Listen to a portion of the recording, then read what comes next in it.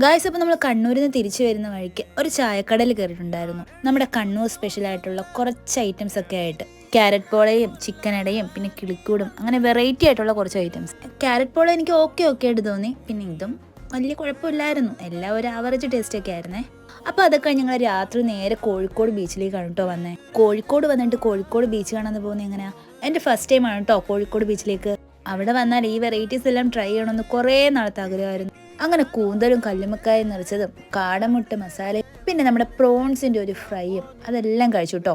കല്ലുമ്മക്കായ കിട്ടിയെങ്കിലും കല്ലുമ്മക്കായ കുറവായിരുന്നു, മസാല ആണ് കേട്ടോ കൂടുതൽ. കൂന്തലും എനിക്കിഷ്ടമായി.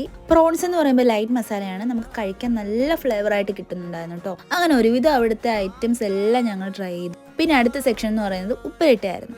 എന്തെല്ലാം ഐറ്റംസ് ആണ് കേട്ടോ അവിടെ ഉപ്പിലിട്ട് വെച്ചിരുന്നത്, അതൊക്കെ ട്രൈ ആക്കിയിട്ടുണ്ടായിരുന്നു. പിന്നെ അവിടുത്തെ കാഴ്ചകളൊക്കെ കുറേ നേരം കണ്ട് അവിടെ കുറേ നേരം ടൈം സ്പെൻഡ് ചെയ്തിട്ട് ഞങ്ങൾ അവിടെ നിന്ന് യാത്ര തിരിച്ചു.